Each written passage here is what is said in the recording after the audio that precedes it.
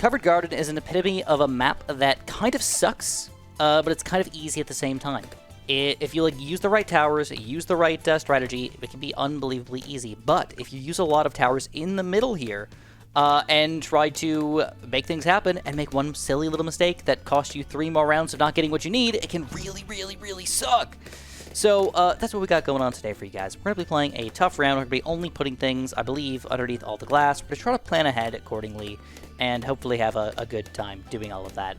Now, that being said, I do want to mention to you guys that I've been having a really rough time with life lately, and I have a really crazy, unbelievably terrible struggle bus and story to tell you guys. And if you notice that I kind of suck at making a video today, it's definitely because I am still dealing with that issue, kind of, a little bit, and I have no idea, man. I honestly have no idea how to even, talk about this. But anyway, oh crap, I forgot to get my tack shooter. Alright, well, on that note, we're going to be going for a... Man, I can't believe these lanterns got in the way. Alright, I'm gonna oh boy. Alright, so we're going to swap this up. We're going to go for a Thorn Swarm Hard Thorns here. Let's see if that is going to get us through 3 more rounds and allow us to get a tack shooter or pat up before the next big problems happen here. Alright, we are able to get a pat flowing up in here. I'm going to throw a pat in the corner here. I don't know if that's necessarily the best spot for him, and I think a lot of people probably put him over here, or maybe even try to put him a little bit closer to the top up here, but I just kind of want to put him in the corner. I think we can get a village going here, and I think we can fit a lot more towers kind of in this general area as well. So, believe it or not, I feel pretty comfy. I think one thing I'm going to do is I'm going to go for a Druid of the Jungle pretty quickly, and then we're going to finally start getting our really cool combo going here. I want to try for a Super Maelstrom in combination with a Gluestrom. If you have not seen this combo before, it's super stupid. Don't get me wrong, but it makes a lot of sense when you finally see it happen. So you guys will see the ridiculousness unfold in the late game here. Come on, give me the money, give me the money, give me the money, give me the money, give me the money. Yeah! By like $3, we got the Druid of the Jungle. By far my favorite tower on this map, by the way, and one of my favorite towers in existence lately. It's a solid tower across the board. We're going to be going for a tack shooter. We're going to put it kind of close to Pat. But I want to put it in a spot where... Yeah, I think I'm going to put it like, let's just put it here. We want to make sure that Pat is going to be buffing it. So I guess let's just wait 3 more rounds. Oh, I also need to get cam detection. So let's do something silly. Oh, I don't think you can. We can wait 1 more round. I'm going to be getting a random Spike Factory as well. Why? Because there is random balloons that tend to like to sneak through the back of the map on this map. It's stupid, and having just a 1 baby Spike Factory can save the day in so many stupid situations, especially on Chimps mode, that it just makes your life easier and better, and why wouldn't you do that? It just makes your life that much better. For only $1,000, it's totally worth the safety net. All right, here we go, finally! You know what, I'm gonna buy my village first. Maybe not finally. I just don't know exactly where to put everything. Alright, village there, bigger radius, we got him in range, and we're gonna have to wait another 4 wraparound rounds here before we get anything happening, which is okay, not the end of the world. And I also am going to probably need some more camo detection. I'm just deciding if I want to go for something simple and low-key like a sniper, or just upgrade this guy to a bigger stacks. Just let him do his thing. Maybe we'll even go for some sort of spike ball factory a little later on, too. So this might seem, again, like a goofy spot, but we're not planning for balloon popping power. We're planning for Moab popping power. And because this game is 3D, the Moabs kind of come up on top of the pathway here. So the balloons are going to come right on top of this thing. And as they wrap around here as well, they're going to kind of be on top of this blade shooter here. So we're going to go for the full-on Blade Maelstrom. We're going to go for the fast shooting as well. I will probably end up going for these upgrades, but I cannot get them in time for the Moab. So I don't know, man. I think this is going to be enough for the Moab, but I can't be 100% sure. Let's also just do this. We're going to go for a glue gunner, and we're going to get the just a 1-1 for now, and eventually we're going to go for a 2-3-0. So we can make sure we can pop them balloons, slow them down, let everybody kind of like do their job over here. So anyways, the Moab's coming up pretty soon, but I gotta tell you guys, man, like I said, I am on edge right now, and I don't understand why. You guys know that I've been dealing with some random, crazy, stupid issues. It started off with, here we go, check this out, Pat, oh, I didn't mean to do that, actually. Oh, we smacked it back! Alright, that might not be the end of the world. Alright, oh, we get a good smack again. Good glue, good Pat smacks. Okay, we got a little lucky there, but hey, it worked. And we get the radar scanner, and we get the signal drums, and we get the primary train. So everything is kind of actually working a little bit. Also, I want to put this guy on... Yeah, let's just leave him on. Let's leave him on strong. Hit the strongest Bloons. Ceramics in particular, the ideal thing to hit, obviously. Just, I gotta tell you guys a story, because I can't even focus on two things at once right now. That's how messed up my brain is right here. So, yesterday, I was having some weird issues. I've been taking this, this drug called propranolol for, a couple months now. And it's supposed to help me with my ocular migraines, or my migraines with aura. And it also is supposed to help with anxiety, and it's supposed to lower your blood pressure a little bit. So those are kind of like the side effects of the drug for me. It's like, oh, I guess I kind of already have anxiety, so like it's kind of nice to have less anxiety. Oh, I have like slightly higher blood pressure. It's kind of nice to lower your blood pressure a little bit. Okay, cool. It's a win-win-win. But for some reason, this drug was making me, and I was taking a very low dose, like the lowest dose that you could basically take. And it was causing me to, like, almost pass out. I was getting very, very, very dizzy right when I was standing up. And then I was also getting these weird pass-out moments where basically I'd be doing, like, a workout or a walk or something else, and I would feel like I'm going to pass out. And I would have to sit down and relax for a minute, and I'm like 99.9% sure that it is the propranolol, because I've never had that happen to me before. Any which way, I was like, you know what? I think I could stop this thing. My blood pressure's already pretty low. I've taken the lowest dose you possibly can. I asked the doctor if I was allowed to just stop taking it a while back, and everything was like, yes, yes, yes, yes, yes, yes, okay. So I decided to try to stop taking it. I got really mad, because I started passing out on my bike ride, and I'm like, dude, this shouldn't frickin' happen. All right, I should not have to pass out. Like, it's dangerous to pass out on a bike ride, or to pass out while driving, or pass out on a walk. Like, that is not good, or feel very dizzy while doing any of those things. It's obviously not good for you. So, any which way, I was like, I'm going to stop this stuff. About 2 days later, I decided to take this, I don't even want to call it a medicine, but this thing. Okay, this thing called inositol. All right, now this is a thing that I probably should have done more research on. I'll admit it, but it was recommended to a lot of it was recommended to me by a lot of people in the Visual Snow subreddit, and they said that it helped them a lot. And I was like, oh, fan-frickin-tastic! I would really like to get helped a lot with my Visual Snow problems. So let me hold on one sec. The word I'm looking for is a supplement. It is a supplement. I don't know why I couldn't think of that word for some reason. But it's just a random supplement. It's got good reviews online. It's supposed to help you with, like, your cellular health and things like that. And I decided to take a couple pills for my first time. I took 1 gram, basically. And the weird thing is I looked online, and basically they're like, hey, dude, guess what? It has basically no interactions with any other drugs. You can take up to 12 grams a day without any issues.